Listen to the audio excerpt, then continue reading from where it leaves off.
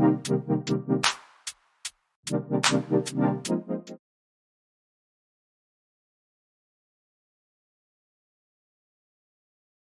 going on, everybody, and welcome to the Other Side of the Firewall podcast, where we talk about the latest and greatest of cybersecurity news, as well as we highlight those movers and shakers and glass ceiling breakers, those people of color who've made it to the other side of the proverbial firewall. My name is Ryan Williams. As always, I'm joined by Shannon Tynes. What's up? What's up? What's going on? So, welcome to another week of cybersecurity. This one will go up on Thanksgiving week. So I'll try to get it up and running as soon as possible because I know people will be off that week. If you're listening to it on the radio, you'll hear it the week after. So definitely continue to check us out on your podcast platform of choice, as well as on Thursdays at 5 p.m. WDJY 99.1 FM in the Atlanta metro area and simulcast worldwide on the TuneIn app. You can also find us on Repton Tech, Heroes Media Group, Black Tech Plus. We're all over the place now, so definitely continue to check us out and pick up the guide. So I'm going to put it on sale for Black Friday, Cyber Monday, and probably a little bit beyond that. So that way people who listen on the radio can also catch it. So for a couple weeks, it will be back on sale. So head to theothersideofthefirewall.com. That's www.theothersideofthefirewall.com to pick up your copy for, I think it's like 40%, 41% is usually where I drop it down to. So $15, people.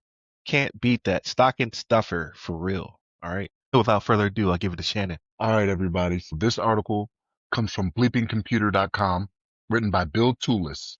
And the title of this one is FCC rolls back cybersecurity rules for telcos despite state hacking risks. And my first question was, why? Why would you do this? And the reason, Everybody's question. yeah. And the reason behind it is because the telecommunication companies were complaining that they were like, oh, it's too stringent, too much going, too much going into this. We already do things that kind of prevent this, which they don't, right? Or else Salt Typhoon wouldn't have got a hold of them, back in 2020, was it? When was that? Yeah, 2020, I think Salt Typhoon got after them. Actually, I could be mixing that up with the SolarWinds. It was later than that.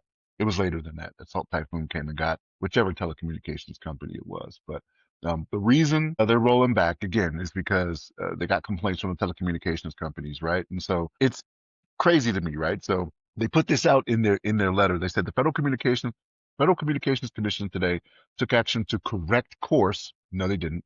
And rescind an unlawful act and ineffective prior declaratory ruling, misconstruing the Communications Assistance for Law Enforcement Act, the CALIA, reached the FCC announcement. So if it's here's what I don't understand. If you made it a law, how is it unlawful? Right? That's the law now. It can't be unlawful. Right? You're following the law. It's weird to me that, and I shouldn't say it's weird, but it's kind of amazing to me that we allow these companies to dictate to us what should be safe for people, right? Because this is how you end up with. You have some people that like deregulation, right? And I always say deregulation is no regulation. Like to a certain extent, it can be good, right? There's some red tape that's like, man, that's a little laborious, right? Like you don't want to do all of that. But I don't think that's the issue here, right? So, but it was a couple of the quotes I want to get at because I read them and I'm like, you guys are just you're just getting on my nerves here, right? And not that I really matter. I think I matter, but to them maybe not so much, right? You matter, Um, Shannon. I appreciate it. See, now I feel good. Now I feel good. I can go on today and feel good about myself, right? But let me find these quotes. Jeez, I lost them. Oh, here it is. The order also withdraws an NPRM that accompanied that declaratory ruling, which was based in part on the declaratory ruling's flawed legal analysis and proposed ineffective cybersecurity requirements. So it's not that the requirements were ineffective, right? They were good requirements. What it wasn't cost effective for them, right? They would have to implement cybersecurity at a different level and do different things that they didn't want to do because it would cost them too much, right? And so the fact that they allowed them to do this, we'll see what happens, right? This pretty much comes down to them self-governing themselves. What is it? What's it called? Self attestation, right? Self Yeah. attestation. Yeah, is what it's called when you go and you kind of do the analysis on yourself. Just say, yeah, we're good, right? And then report it up to the government. That's more than likely what we're going to get to. And then we're going to have another type of salt typhoon type incident come up and be like, how did we get here? Point directly to this, right? The presumption of this is exactly how we got here. But I'm gonna get down before I blow up. I'm gonna get down off my soapbox a little bit. I'm not gonna blow up on this. But Ryan, what's your thoughts on? No, I agree 1000%. So the Salt Typhoon was October 2024. That was when the disclosure happened, right? And it impacted, so Chinese espionage campaign that impacted Verizon, AT&T, Lumen Technologies, T-Mobile, Charter Communications, and Windstream. So yeah, they ate our lunch, right? They're listening to the same systems we use to wiretap our own people. It does not make sense. So when I initially saw this, actually my one of my friends sent it to me in a chat. He was like, "Hey, did you see this? You could probably talk about this next week." And my initial response was, "This is the same administration that created CISA. They made more regulation, right, to better protect U.S. citizens, and now they're just ripping it apart. I'm just it does not compute. So yeah, well, you were completely right. When a year from now, 2 years from now, when we find out that our near peers were even deeper into our systems, you can point back to this and say the call was coming from inside the house. We did this to ourselves. It makes absolutely no sense. And I get it. Yeah, go ahead. Not to go to the politics of it, this proves how effective lobbying can be, right? Because to your point, you guys came up with the organization that's supposed to prevent these types of things and is out there for the greater good. And now you're defanging them, right? Like you're pulling their teeth for them to not be able to do certain things. Not CISA specifically, but like different laws that have been enacted to help these types Right. of things. Right, because we commended the administration during that time. We were like, yeah, they're the same administration that took the Obama or before Obama actually. I think G-Dub was one of the first presidents to really like push for better cyber, and then the Obama administration, and then the Biden administration carried on the Trump administration stuff, and now the Trump administration is back, and they're just like, nah, tear down this wall. And I And here's the thing, even though he was talking to Gorbachev then, Reagan was talking to Gorbachev then, right, he's still dealing with the Russians, right? yeah. So it's because I get you can say, hey, we made a mistake and we need to tweak, but it's the ripping of legislation. And what's crazy though is I saw another article that we're not talking about this week, but where SZA is now going on a hiring spree. So like just the back and forth seesaw that's currently going on when it comes to like we need to get rid of these people, we need to bring these people back, we need to get rid of these regulations, we need to bring these regulations back. It's making me seasick. It's moving too fast. Like you have to do some analysis because even large corporations can't move this quick. And the thing is, like, it's not like we haven't seen this in government before, right? Now, granted, the reason behind it's a little different, right? But we saw this after the Gulf War, right? Like after Desert Storm, Desert Shield, like we plussed up a lot, right? And then it came down to it. It was like we have too many people. Like, we were in and out of that place in like 45 days, so we don't need all these military members that we brought on and all these civilians and things like that. So we cut a bunch of them. Then it was like, okay, we cut too deep. It's history repeating itself, right? So for as much as certain people say they love history, they don't like paying attention to it and preventing it from happening again. You know what I mean? Yeah, it's pretty crazy, but I think we've beat this dead horse, right? I can see in the following administration where a lot of this stuff comes back because it didn't make any sense for it to go away to begin with. Well, from whomever is in the seat, right? Regardless of political affiliation, because a lot of this stuff is bipartisan, right? Like they actually sit there and they're like, yeah, this is something we should be doing. But I digress. Well, I guess we're still in the federal kick though, right? So without further ado, I'll give it to you for topic two. All right, everybody. This one comes from thehackernews.com, written by Ravi Lakshman. And, you know, I would be interested to have Ravi on to see if I am or am not have been saying that name wrong for whoever knows how long. Right? I'm saying it with confidence, so it seems like it's right, but I could definitely be Hmm. butchering it. And Ravi or Ravi, whatever, be like, no, you've been messing it up for years, but I appreciate the shout out. You put out good stuff. You put out good stuff, Ravi. The title of this one is SEC drops SolarWinds case after years of high stakes cybersecurity scrutiny. And I think that's where I was getting to 2020 from, because I'm pretty sure this one was 2020. SolarWinds happened. So I might have been Right. mixing up those dates from the previous one. But what this comes down to is that the SEC has abandoned the lawsuit against SolarWinds and its chief CISO, alleging that the company had misled investors about the security practices that led to the 2020 supply chain attack, right? So, and this was a joint motion filed in just a few days ago, November 20th, 2025, SEC, along with the SolarWinds and its CISO Timothy G. Brown, asked the court to voluntarily dismiss the case. Now, why, right? Like, if you had the evidence, right, because you came out and said that there was negligence going on, you said that it wasn't taken care of like it should have been. You were not following the rules like you should have been. There was even red flags before the attack actually happened, that weren't brought up and weren't handled like they should have been. Why would you dismiss this case, right? Like, especially after you've already gone this far, right? The money has been spent. I can understand not throwing good money after bad, but I don't think that was the case here, right? Like, a lesson needs to be learned to where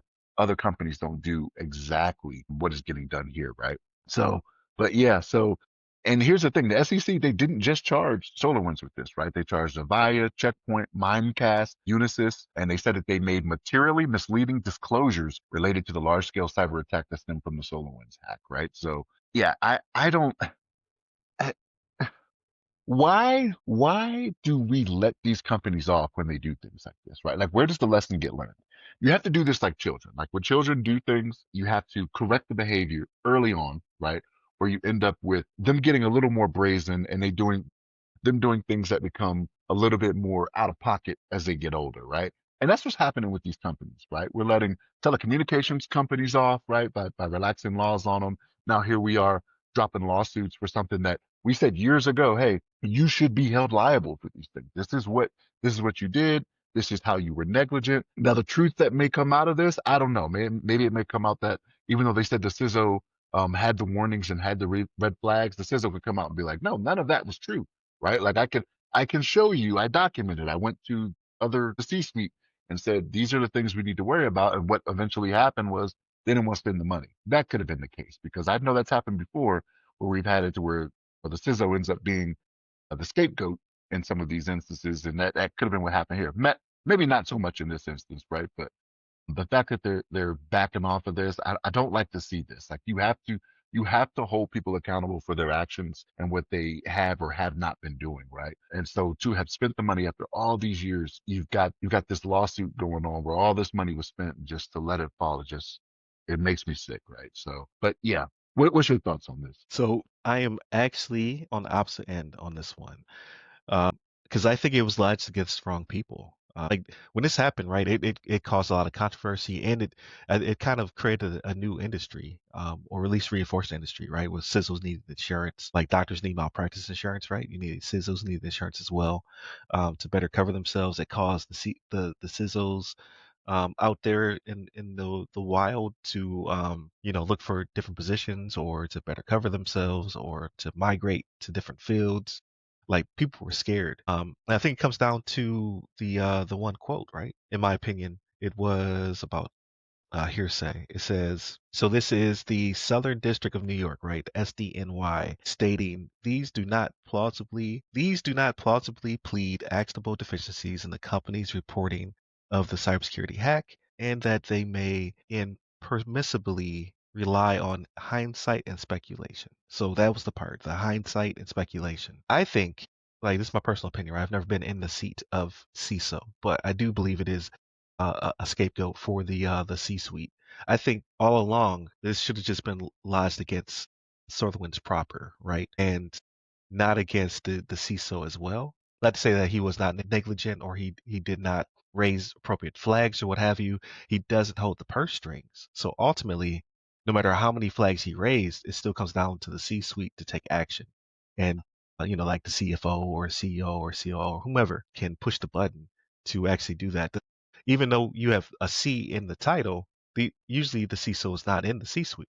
So like I just think it was wedged against the wrong person and it caused panic in the industry. Not to say that again, the CISO can be at fault. The CISO cannot potentially do their job, but ultimately they don't control the actual implementation of the thing, right? They only recommend to the board like, hey, you should do this based upon whatever self attestation, third party assessments, things of that nature.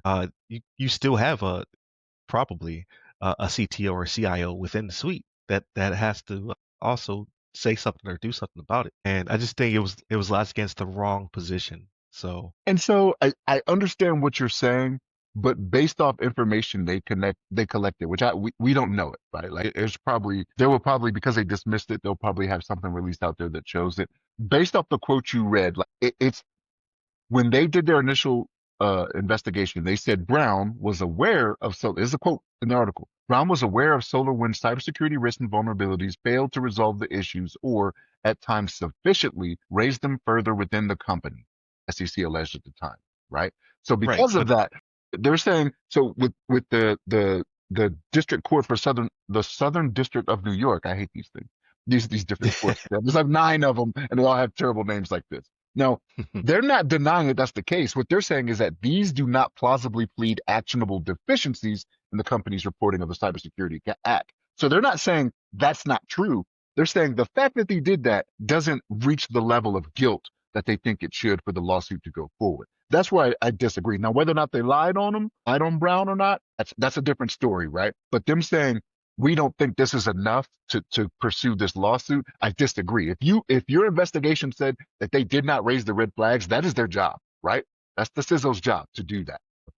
I'm happy which when is we disagree. I'm happy when we yeah. disagree because it makes for great conversation. Right, right. Which is true. So yes, I do agree in that way. But what was the SDNY trying to send a message, right? That's the thing, to say that CISOs either need to have more power, or that the power invested in them makes them liable for said allegations, or they just needed to put it on someone and they couldn't effectively put it on anybody in the actual C-suite because they have plausible deniability. I could see that if their investigation found that he raised the red flags and was ignored.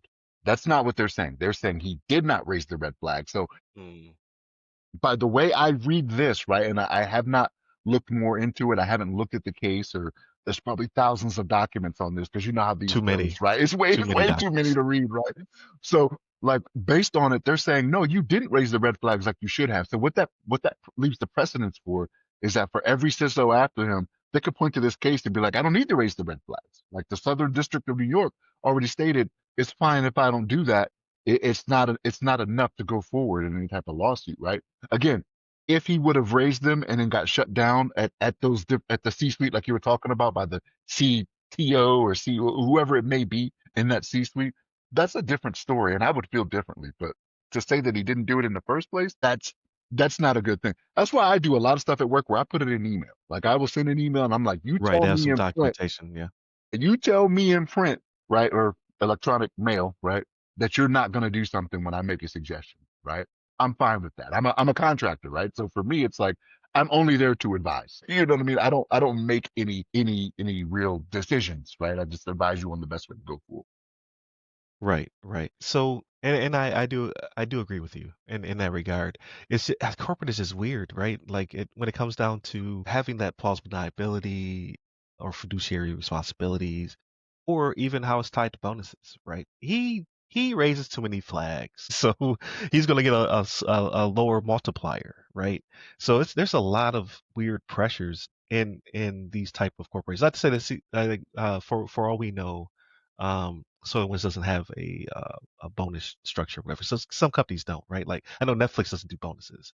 It's all compensation and Like through stock stock options or stock options. Yeah, yeah, stock options, things of that nature. But some companies do, right? That's like their thing. At the end of the year, you're spinning the wheel like The Price is Right. Like stuff like this comes into question. Not to say that it should not, like that should not cause you to do something that's illegal, unethical, or unmoral. I'm just saying there's a lot of different factors when it comes to communication, plausible deniability, and like if you want to be in politics, start in corporate and then work your way to your local government because it gets pretty political in there. But yeah, I like when we disagree as well. it does. It makes for good conversation. And it's like, man, okay, you know. Right. All right. With that being said, I give it to you, Shannon, for the this week's discussion. All right, everybody. So this one comes from Healthcare IT News, right? Written by Andrea Fox, and it's why a health-based approach, it is in quotes, to cybersecurity makes sense, right? So as I read this, I was like, man, this sounds pretty good, right? So I had to look into it a little bit more because I don't know who Renowned Health is, but what they're talking about is doing a holistic and adaptive cyber resilience plan, right? And the name of the company is Renowned Health, right? And what it is this is really a small healthcare network that's really in northern Nevada, right? Mostly Reno area. And what they're talking about, like, I love it, right? So they talk about being more visible to staff, their cybersecurity team being more visible to staff, different things they need to do when it comes to defense against social engineering threats, different ongoing cyber risks, things of that nature. So as I started digging more into them, I started looking and I was like, wait a minute here. Renowned Health teamed up with 23andMe. Like, wait a minute. So of course you have a different stance on this, right? Like, because Right. what you're trying to keep from happening is having some of that 23andMe stink, right, come blow back on you. Because, and again, it was voluntary, right? So I do want to stress that when they teamed up with them, they offered free genetic testing services to members, right? But they may not have made them aware of the different risks for that, which are now coming out now, right? So before somebody starts tracing back and going, wait a minute, Renown, I did this through Renown Health, and now you're telling me all my information could be out there, these things could be happening, you know what I mean? Um, I think they're trying to get ahead of the game, but you shouldn't throw the baby out with the bathwater. Like I'm kind of glad to see what they're doing. I wish they were a little bit of a larger network that was doing this, but you got to start somewhere, right? And like I said, this is a small healthcare network in northern Nevada, so we're talking about really one state, right? But they talk about how they had 8,000 employees across 4 hospitals, several outpatient sites, serve more than 1 million patients each year. So that could be 1 million people, right? They get the benefit from the cyber resiliency that they're trying to do here, which is a good thing, right? So they're talking about adapting quickly to threats, how to bake in security. How often do we talk about that, right? Baking in security in the beginning, right? And again, it could be from a lesson learned, right? I shouldn't get on them too hard for something they did because I want to say it was like 2016. They said in the article that they teamed up to do the to offer the free genetic testing to people in their network. Right. But so that was years ago, and it could be lessons learned. Like we've all probably done or said some things that we've learned from that we, in this day and age, it's going to come back to haunt you. You know what I mean? Video is like diamonds, it's forever, right? Like it's gonna get you. It's gonna stick with you. So, but no, them adapting to the threats, going all hands in for baked in security, like it's awesome to see these types of things happen. I just wish it would. I'd wish it'd be something that would spread across the board, or would be. And I know a lot of people may hear this, or a few people may hear this and be like, big government. No, we don't want that. Like to make it something that's like federally mandated. You know what I mean? Especially when you're dealing with the public and having all their and the information that they do have, right? We talk about this all the time when it comes to healthcare networks being soft targets, right? Because they don't take cybersecurity seriously, right? But they have all this valuable information that can be used to blackmail or to get more money to ransomware, some things that people just don't want out there. You know what I mean? So you can look at me and see that I'm a big boy, but I don't actually want the pounds out when I go to the office, like how much I actually weigh. You know what I mean? Like, come on now, yeah, you can see I'm big, but don't put it out there for everybody to see. You know what I mean? What you want? You want $100? I'll give you $100. Keep that secret. No, I'm joking. But stray cats, right? Never pay them. Never pay them. It Never is what it feed is. cats. Never feed the stray cats. Yeah, trying to align cyber hygiene. To their 5 strategic pillars, doing strategic workforce committees. They're going down a good path that I like to see. But it could have been from a lesson learned back in 2016 that is coming up now when it comes to 23andMe. But Ryan, what's your thoughts on Yeah, so I like the approach. So I like the approach. I like that they're pursuing it, especially within healthcare, because they are soft targets, and they've been, the topic of news for the past few years being hit. I don't think like Ramirez says with a major IT incident or cyber event, it's not a matter of if but when. I just think it's a reskin of resiliency risk management, right? It's something that we've already been trying to push. So I don't care what you call it. I don't care how you pursue it. Like as long as you get people to stop clicking on them links, it says about 80% are because people either get falling for social networking or clicking on the link or other ways of losing their credentials um, is what's happening, right? Like the people are the insider threat because they're just not paying attention. They're just trying to get through the CBT or what have you. And they're not really thinking of how this applies to the bigger enterprise, right? So I think it's a great initiative. I think they should keep pushing for it, but I think everybody should be doing this, regardless if you call it the healthcare, approach, the resiliency approach, the I don't care, like Five Nights at Freddy's approach. I don't care what you call it, but it's honestly it's not a matter of if but when, and how do you bounce back? How do you layer that defense in depth to ensure that you don't lose too much and you're not down for too long? And I think that should be the approach, right? Like bake it in as well. Like you're trying to get at two sides of the equation, right? You're trying to bake it at the beginning, so you have less to worry about. And you're also trying to make sure you can bounce back because it's not again a matter of if but when you are attacked, right? So I think this should be the approach everywhere, right? A holistic approach to make sure that we're not low hanging fruit, so we're not going to be the target of attack to begin with, but B, when we are attacked, that we quickly spring back. And I do applaud them for their initiative, starting out small with healthcare, and then hopefully they'll get bigger with it, because that's the last thing on many hospitals' minds, right? More concerned about bringing patients back to life or preventing them from dying to begin with than cyber. However, you are a target. You are a target of opportunity. There's a lot of good information there, right? PHI, PII that can be used to make money. So someone has to be trying to get them to align themselves better to make sure that their clinicians are, not giving up the keys to the kingdom, and that their security teams are um, uh, listened to and better funded, because I know that there's an issue around my area as well, where a lot of people don't want to work for the hospitals over here because they have a very very thin budget, and they're often ignored. Like, that just healthcare in general needs to work at it, right? Um, but I think everyone needs to get into the mindset of how do we bounce back quickly. So I tried to do my best to not bring my military experience into this, because you and Chris have told me, like, look, it's different out here in the civilian sector, right? Because when I read this, I'm like, guys, this is common sense stuff, right? Like, you should have been doing this already, right? Like, I've been seeing this for 26 years, having worked with the military now, right? To where this is this is what you should have been doing all along. And I'm trying to do my best to not assume that everybody is doing what we have seen get done in the Department of Defense, right? So I get it. I do appreciate it. It is good for the million people that get serviced by that network, Renown Health, right? Just in Northern Nevada. But again, it would be great for some larger health networks to take notice of this and to take it more seriously. But I don't know how often. And honestly, it could be that some of them are already doing it, and to them they'll be like, "This is old hat for us," right? But I have my doubts, right? Because again, we see that these health networks are soft targets that are getting hit a lot of the time, right? So I have my doubts on this, on whether or not the healthcare industry takes cybersecurity as serious as they should.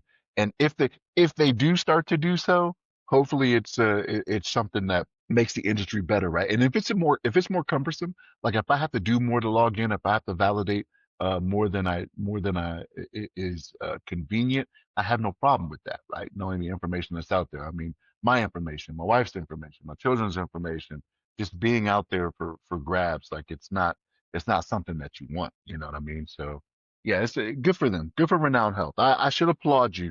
I should applaud you more than I did than go after you for the 23andMe thing. You learn from your mistake, hopefully, Right. right? So Yeah, you took that personally. I did. You like the Jordan meme, and I Yeah. took that personally. And I think it comes down to economies of scale, right? Like, when I try to think about it, like the DoD has, let's say, tens of millions of users on their network, right? They have millions, or not millions, they have, I would say, tens of thousands of IT and cyber professionals, and they have, almost $1 trillion budget. Um, and they don't have to make a profit, right? Because we sell arms and things of that nature, but I don't think we ever turn a profit. It's all money out versus an organization which is much smaller, making a lot less money. There's less thing on their mind. So it is really, it's crazy out here. It's the Wild Wild West, Shannon. We'll be Stay on that side. I don't know. I don't know. We'll see. If they're taking 43-day breaks and whatnot, I say it in jest. Right, But like, I don't know. I mean, I was good, but I don't want to have to do that every 3 months or whatever it may be, right? Because y'all can't come up with a right. budget. But neither here nor there. We ain't gonna go into that. But no, man, like, it's when you think about it, and yes, you're right, right? Like, they're not doing it to turn a profit. They provide a service, right? That's what the Department of Defense does. So for all the millions that you talk about that are using those networks, just in those networks, the tens of thousands, and that may even be a high number. It may be no more than 10,000. Like, Right. That's what I was thinking. I was like, if yeah, I'm is it? being Is it? honest, Yeah. yeah, tens of thousands is a multitude of tens. I'm like, oh, that might be a stretch. That might be a stretch, right? But even with that, like, you have to take in consideration that they're not just doing it for the people that are using the network. They do it for the Department of Defense, for defense of a nation that has 360 million people now, whatever our population has That gone to. number is out. I don't know. Yeah, Somewhere between, yeah, 300 and 380. I don't know. I think 360 is a safe bet to say, but it's for the Okay. defense those of those people, right? Like, for the nation. So put the money into it, right? And again, you're right, man. Like I think within the next 2 years, we're going to see $1 trillion defense budget. I think it's going to happen. It's going to be at $1 trillion within the next 2 years, and that's crazy. Like that's a lot of money. And I say that as a veteran, I'm like, that is a lot of into it. And I get Right. it. I know you want your bullets and your bombs and your planes and your boats and your whatever else, maybe tanks, right? Which I don't know how often we're using tanks anymore, right? Because we're usually in the air just dropping stuff off or Got to keep them ready. cyber warfare, right? Like that's where you start, Right. right? Bring everything You're down. now your robot dogs and your yeah. we're we're out here looking like uh an anime, right? We got Gundams on the field, right? Like, it's crazy out here. And if you would like to give any of that budget to Ram Cyber Consulting and Assessments LLC, please give me a call. But with that being said, Shannon, how was your week? That was pretty good. It was. I wasn't on last week. I was feeling a little under the weather, but for the last 2 weeks, it's been pretty good, man. Got back to work. So for those of you that did not know, I mean, I wasn't necessarily hiding it. I wasn't really broadcasting it. I was not at work during the government shutdown. But for me, I was fine, right? I know there were people that were not like that. There were people on my team that weren't like that, right? That did not. They rely on the job heavily to survive. So good that we're back and they're back to working their jobs and doing what they do best, right? But when it comes to the entertainment side, right? So the ghost of Yote, yeah, I don't know what Yote. Yep, you Yote, got it right. Yote. Okay, I was like, that doesn't sound right, but I think that was right. Man, I'm putting in them hours, man. Like, and the thing is, I'm not playing it as consistently as I did Tsushima because I think it's one of those things where I did Tsushima for 98 hours, I think it was Hmm. to finish that one because I'll do all the side quests and all the side missions and all that, and then I rolled right into this one, right? So the fact that I did that, there are some instances where I'm like, okay, feeling a little repetitive right now. Let me give it a break for like a day or two. But it's a good game, man. I do like it. And again, my son that got it for me, man, I love that boy, man. I love him. Appreciate you looking out for dad, listening to dad, because you think your kids don't listen, right? But it was one of those things. I was like, "Have you seen this?" You know what I mean? And he was like, "Oh, that's cool." Spent his own money, right? Like to make it happen for me. So I appreciate him. Right? So I guess I got to be extra good for Christmas for him this year. Jesus. Right, No, right. I'm just my children have it great. They have a way better life than I did. You know what I mean? But they don't know that, right? It's a matter of me being like Grandpa Pickles and telling them how I used to walk 15 miles to school. You know what I mean? But I did walk to school. It wasn't 15 miles, so I definitely wouldn't have been doing that. It would have been too much for me. But And they're the same. They don't believe me. I'm like, yo, I yeah, walked in the snow up to my waist sometimes in dress shoes. I'll get to school, my feet would be wet. yeah.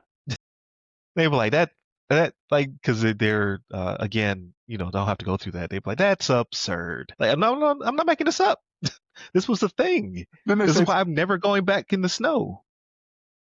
stuff like you never had a bus to bring you to school back in the day, or your parents never drove you. I'd be like, no, my mother never had a car growing up. Like my mother Right. never had a car.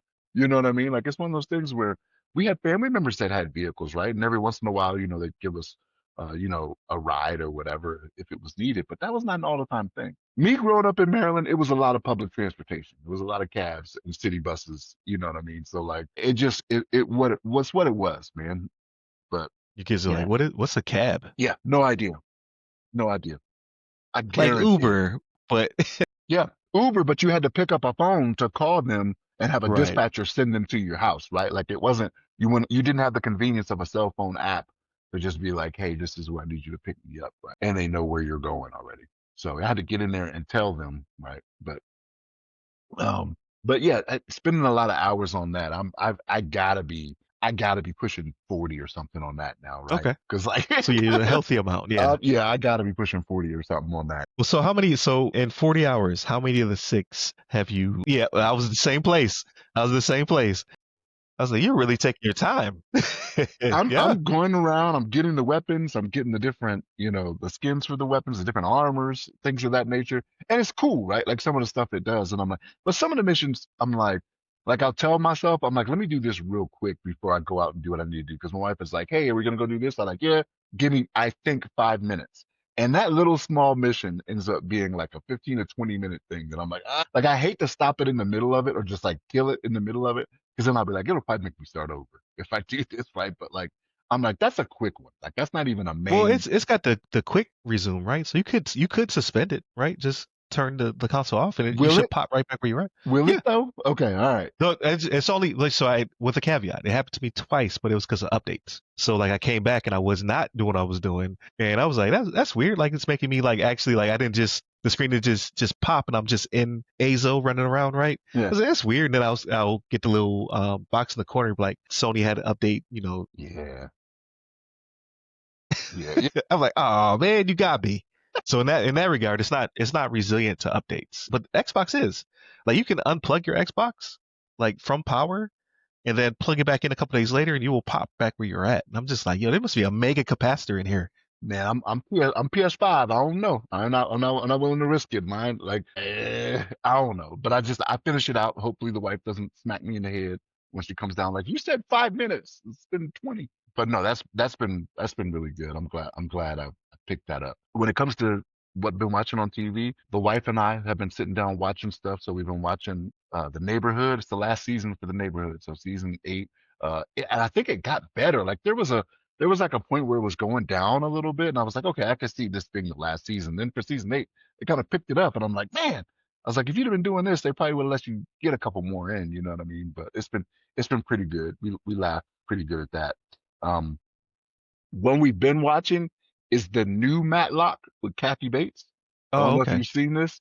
So I haven't watched it yet. It's a little hokey. The first season was pretty good. So what it is, the premise of it is that Kathy Bates comes in and she pretends like she's a lawyer named Matlock. It's not her being Ben Matlock. Like Ben Matlock still exists in this universe, and she says, "My name Oh, is okay. Matlock, like Ben Matlock, the attorney from TV." So it's not like she is the new Matlock and they did a gender reversal or anything like that. Gotcha. And so what it is her daughter, and again, this stuff can be, I'm not giving away anything. Her daughter died from drug overdose, but what it was there was a fictional pharmaceutical company that kind of hid the results of what opioids can do, right? How harmful they can be and addictive they can be. So what she did was she went undercover at this law firm that was the law firm for the pharmaceutical company that she believes was hiding the information. So that's what Gotcha. that's what it goes into, is her being kind of undercover with the name Matlock, Madeline Matlock. But it's interesting. The second season is a little more hokey. Like even my wife, like she's kind of like, because usually Mm. it's me. I almost always bow out first. I'm like, oh, what's up with all this love story? Like I don't care about that. I got my Where does this come from? yeah, I got my own love story. Like me and you are a love story. Like why do I need to do this? Like what are we doing here? Right? Like I love you, you love me. I don't need to see it on TV. Right? Ooh, bars. Ooh, I hit that. But yeah, so like, but no, like I almost always get into stuff like that, and I'm like, been watching that one. I've been watching Watson. I don't know if you've seen this. It's a kind of a modern day I've take. seen I've seen the me and my wife had had a couple of jokes about it. Like I haven't watched it, right? Yeah, But we're like, what's my man's name? Morris Uh Chestnut. I was like, Morris Chestnut will never be out of work. Never, and the dude doesn't age. The dude doesn't age, No, man. he does. Yeah, I'm like, bro. There's a couple shirtless scenes in there. I'm like, man, that dude's in good shape, and he's 50 something. Like he's in his 50s. Like wow, he's been around for a while. So if you think of Boys in the Hood, you got to go back a ways. right. Yep. It's been a while with Ricky. But yeah, Morris Chestnut, and I like him as an actor. Some of the stuff he's in, you're kind of like, I don't know, that's not really my thing. But he'll never be out of work. But he's also a good actor, right? Like he's very on top of his lines. It doesn't seem out of place. So yeah, it's a decent series, man. And again, it is a take on Sherlock. You know what I mean? But it's not Sherlock. It is mostly Watson. And the premise of it is that Sherlock. So what's the name of it? Rickenbacker Falls. You know the story about Sherlock going over with Moriarty over the falls that kills him. If you've ever No, paid attention, anybody that's who's ever that's paid attention deep. to Sherlock knows what I'm talking about. Yeah, Okay. Rickenbach Falls. Almost every series you watch that deals with Sherlock, they go into that, right? Because that's how he's supposed to die. So Sherlock goes over the falls, but Sherlock is infinitely wealthy, right? Like he's got a lot of money, and he left money to Watson for him to start up his clinic that's in Pittsburgh, and he calls it the Holmes Clinic. So he named it after Sherlock, of the Holmes Clinic. But he takes on these crazy cases. He's a geneticist. He's a geneticist, I think, is what Watson is. He takes on these crazy cases, trying to figure out. It's kind of like a house situation where he tries Yeah, to I was gonna say figure it out sounds these like different yeah, like things. kind of like House. Yeah, but yeah. So like in the first season, I mean, Moriarty like comes into play, right? but in the second season, it's mostly them dealing with what's going on with the medical cases and whatnot. But yeah, I think it's a good series. But again, I like Morris Chestnut. I've watched a lot of stuff that he's in. He had another one. Was it Rosewood? That was only like 2 seasons, 3 seasons, or something like that, where he was a doctor. I didn't watch that one. Yeah, and that one wasn't bad either, but I could see why it wouldn't get more ratings for people to watch it. But that was another one that was pretty good. Like he's a good actor. I appreciate him and what he does. You know what I mean? So, but that's kind of been it, man. Watching a little bit of football, right? My Ravens are coming back from the dead, right? Like there was at the beginning of Serious, the yeah. season, I was like, oh, you know, this might be one of those years we gotta bite the bullet and just let it ride. But no, we seem to be coming back. We're only one game back behind the Steelers in the division, right? Because we were at the bottom of the division. Not that the division is tough this year, right? But we coming back. Hopefully, we try to overtake them, but we'll see. Because whenever we want to win, Pittsburgh wants to win. I'm like, you need to lose too. My Penn State boys are doing pretty good now too, right? We fired Franklin, which I was all for. You've been calling for his head for a while. Yeah, yeah. And they did it, right? To the tune of $49 million. They got to give him his payout. Now, that's going to change, right? Because he's supposedly got the Virginia Tech job. I don't know if it's actually been confirmed, but it's a job at Virginia Tech. So whenever the way they do it with these buyouts, if you find another job after that, whatever you're making in that job, the amount of your buyout gets reduced by that amount, right? But I did yeah, not know that. Okay. yeah. So somebody told me they're kind of restructuring his buyout though. So I don't know if they're trying to do less or what, to where they don't have to pay out as much.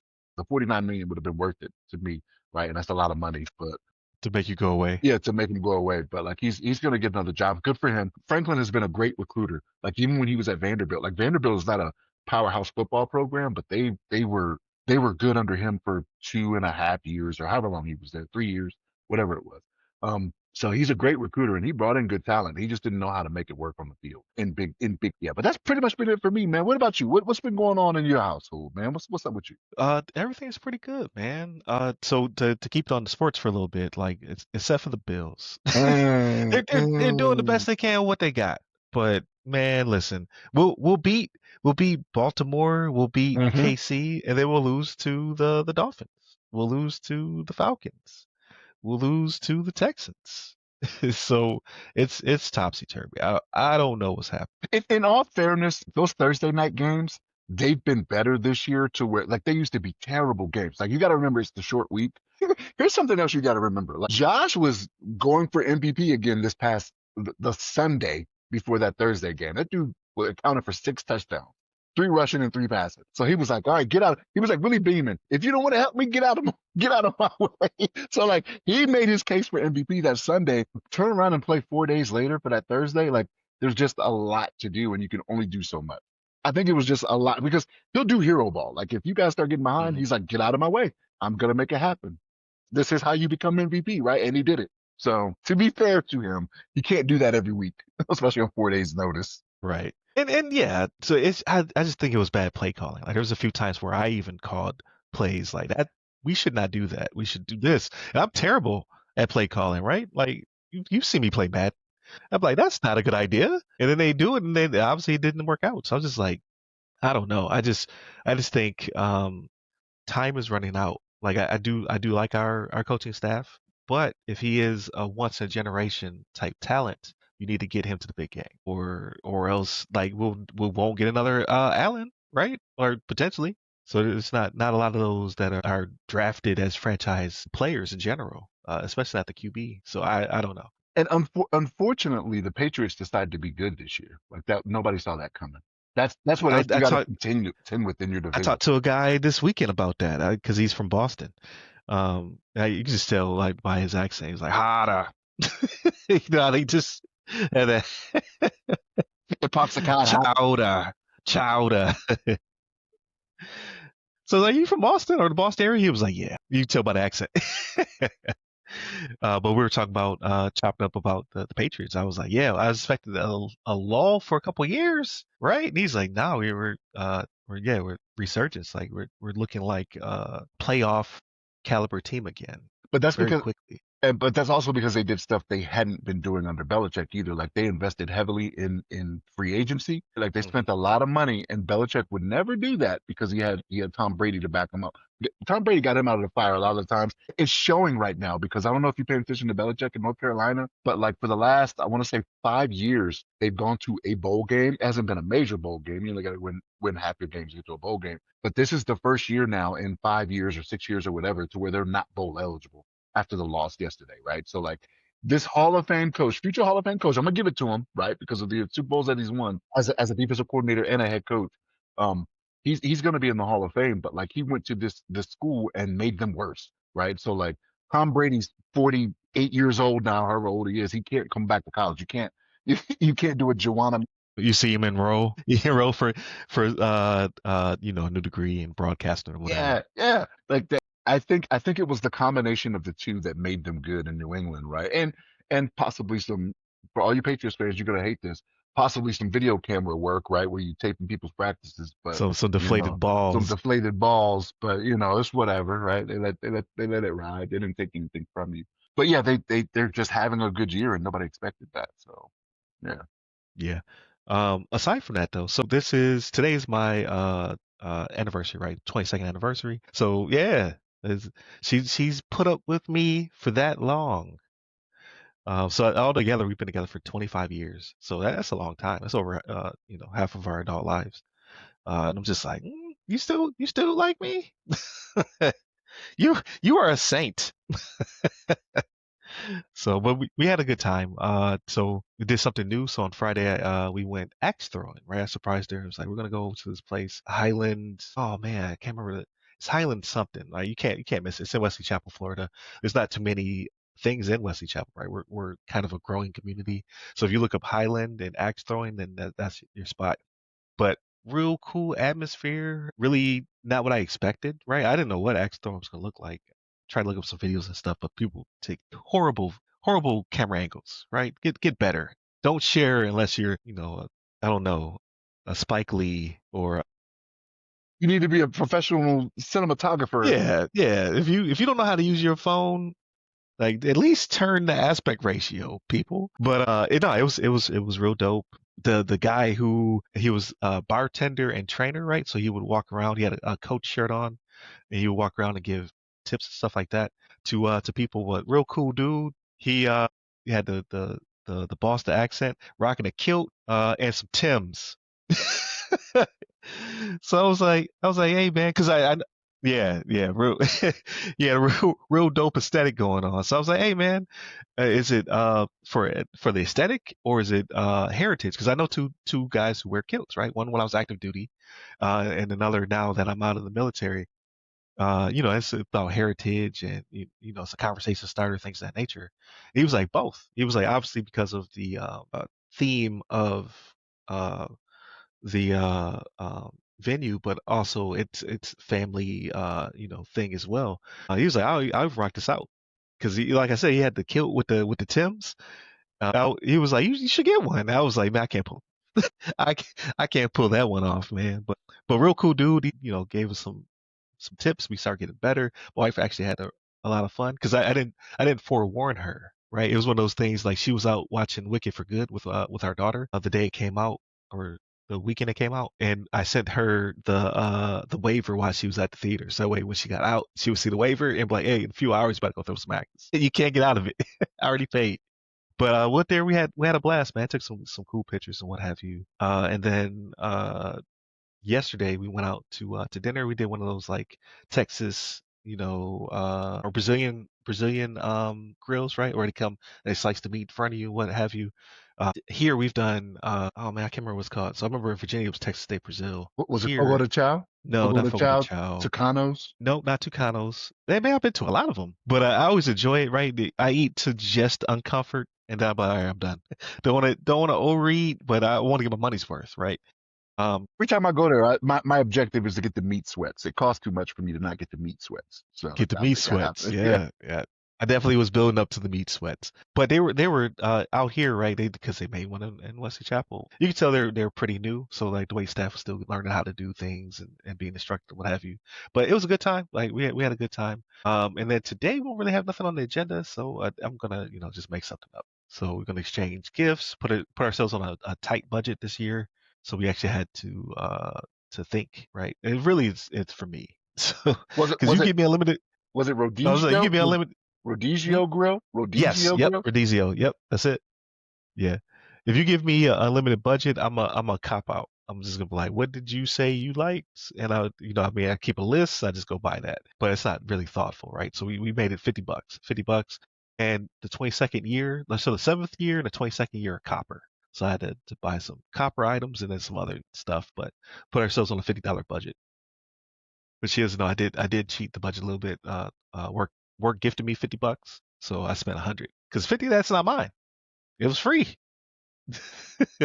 They had some gift cards. They gave me a gift card. I doubled up.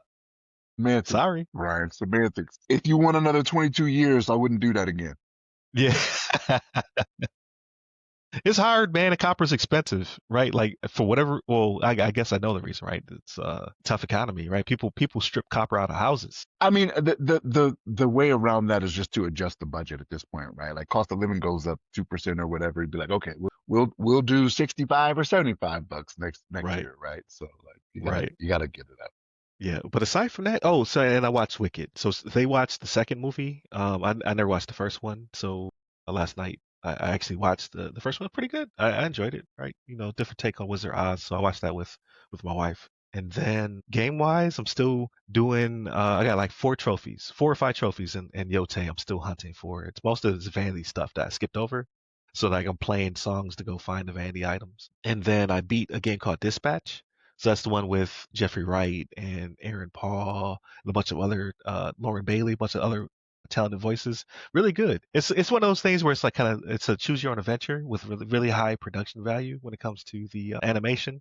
So I'm only gonna play it once. Like I never play those games more than one time, and then I just go to YouTube to look at all the alternatives. So like what would it have looked like if I picked this option? And it's wildly different. Like so, you really could play through it again and get a totally different ending, which is well to a certain extent. Like it's still going to end the way it's going to end, but like the people who are there with you at the ending and how you interact with them can be completely different than my ending. I got the lame one. Like I'm seeing other takes on it. I'm like, man, I wish I would got that one instead. But no, it is what it is, and it's not a very expensive game. It's fairly cheap. Was it lame because you played it too safe, you think? Or what Yeah, I why played it you too think safe. okay. Yep, yep, I played too safe. But yeah, that one was a lot of fun. And now playing Ball Pit on the Switch, and aside from that, oh, and I started Silent Hill 2 remake. So I was playing through Silent Hill F and I was having a good time, but I was like, I feel as though I should start with the latest in the franchise when one of the beginning ones is on PSN, part of the catalog. So I stopped playing as the Japanese girl in Japan and I flipped over to the I don't know what he does for a living, protagonist, but like he feels as though like a Resident Evil character, right? Like a Leon or a Chris Redfield or whatever. So I'm playing as him, and it's weird, man. Like I'm walking around Silent Hill for the first time, and you got the weird things in the background moving around. You're like, what was that? Or you see these stains on the ground. You're like, I wonder what that is. So I'm like maybe 20 minutes in. So I'm gonna jump back into that today because it's a good time. I'm sure it'll creep me out. Having fun with that, and did a project. So that the last thing is for Black Friday, some switches went on sale. So I bought a 5 port, an 8 port, and a bunch of Ethernet cables, right? Cat 6 cables, a couple flat ones, because I wanted to extend the trunk. I got a trunk that goes from the comm closet into the living room, but the TV and everything's on the other side of the room. So I only used it for the PC that I'm currently on, and I call it Studio B. It's really my garage. Um, it was a trunk to get internet into the garage. But I plugged that trunk into the 5 port, and then I split it off to the 8 port. Tucked the flat cable into the baseboard, and now I've wired up all of my consoles and what have you. And the throughput is it's crazy. So like when I did the speed test, I nerding out over here. When I did the speed test, I went from on the PS5 200 and something gig download to now over 800, right? So yeah. So now I get to download games faster, of course, but I also get to get beat down by 10-year-olds much faster than before because it's not going to improve my skill. But I can jump on competitively and get smacked, get smashed. Bring that beat down to you faster, right? That's what you did for Right, yourself. exactly. But yeah, the throughput is crazy. But what I did learn is I'm a little bit lazier than I used to be. So I didn't plug in the TV because that space, like I'm not even trying to mess with that. I would have to take TV off the wall. And I would have to attach it to a cable because I had a fishing wire, right? So I'd attach it to a cable and then pull that cable through. I was like, you know what? TV's fine. And then Apple TV, I bought the 4K box that doesn't have the Ethernet cable. I thought I had an Ethernet jack on the back. It doesn't. So I was like, oh man. But You bought a new one, or is this your old one you had? so the old one had it. So I assumed this one had it too, but I didn't know there's two versions. So I went the cheap route, not knowing, because I thought it was just storage, but you also get an Ethernet port if you get the more expensive version. So whenever a new Apple TV comes out, right, I'll probably upgrade to the one with the Ethernet. Because I like wired over, wireless. Like had to shrink that collision domain, right, and just have better speeds. Like I I'm getting like in quotation marks 1 gig up and down for free basically because it's part of the HOA. So I like to take advantage of that as much as possible. But that's it for me, man. Cannot complain. It was a good week then, man. All sounds good, especially the anniversary thing. Like, look, you out here doing several things. You had a Friday thing, a Saturday thing. You about to do a Sunday thing. Like, oh man, it's like people that do the birthday weeks. Like, I don't get it. It's one Or day. yeah, I don't get that at all. Like you get 1 day for your birthday, unless you go somewhere. Like if you go like on a Yeah, vacation yeah, or yeah, whatever, I give you that. But if you're doing 7 days from the house, come on, man, get out of here. You being greedy. yeah, yeah, yeah. For sure, for sure. Like, oh, it's my birthday month. You're like, all right, that's Hell too no, much. nah. You're doing too much. No, for our 25th, and we did it a little early. That's when my wife and I went to Hawaii. That was a good one. But we did a little bit early because Ooh, the yeah. actual anniversary would have been when the children were in school. So we weren't going to make it Oh, to okay. where somebody else had to deal with the school stuff, or they would have went, to stay with family and missed the first week of school. So we went early, and it was a good time. So we thinking about the next time we go somewhere, what we gonna do. So yeah. That's what's up. Hey, we want to do Hawaii as well. It's for us. It's the travel. It's like, man, like do we go to the West Coast and then chill like for a day or something like that to recover before we fly over to Hawaii? Same thing for Japan. That's true because of where you are. When you fly out going to the Pacific, it was a lot for you. So like for us, we flew straight from Denver. Denver had a straight flight to Hawaii, right? So Oh, it okay, wasn't gotcha.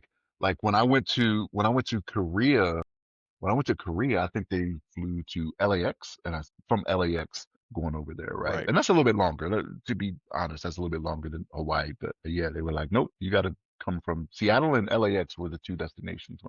Gotcha. Yeah, for us, the shorter and quotation marks is Europe, right? You want to get to somewhere across the pond. That's a little bit quicker for us, because they had like direct flights when I was active, like straight to Stuttgart, Germany, right? So I would fly straight from TPA to Stuttgart, and that's where I was working out of was uh, SAF, Stuttgart Army Airfield. That's what it was called. And it was straight shot. So that was great. But yeah, man, I'm trying to do it up right, like not too crazy. Just have some fun with the missus to celebrate Big 22. And then next week is Thanksgiving, so I'm trying to shut it down. But you'll still get an episode if we're able to collaborate. And then it's that Christmas season, so I'm super excited. I can't wait to celebrate the new year, get some time to relax, reflect, all that great stuff. But yeah, so definitely continue to check us out. Again, we're on Thursdays at 5 p.m. on WDJY 99.1 FM in the Atlanta metro area, as well as simulcast on the TuneIn app worldwide. We're on all your podcast platforms of choice. You can also check us out on Repton Tech, Heroes Media Group, and Black Tech Plus. So over there with the curated content. Hit up all the websites that go by our name. Hit me up personally. I'm at RyRy Security Guy. That's RYRY Security Guy. You can find me on LinkedIn where I'm most active. But you can also hit up the ramcyber.io webpage to see our services. Waiting on that 8A and service disabled veteran owned small business. Now the government's open. Wink, wink, hint, hint. As well as you can check me out on my personal branded page at ryanwilliamssenior.com. And pick up the book, The Other Side of the Firewall.com for the guide, which will be on sale for a couple weeks to celebrate Cyber Monday and Black Friday and all that cool stuff. So definitely pick up the guide as well. Stay safe, stay secure.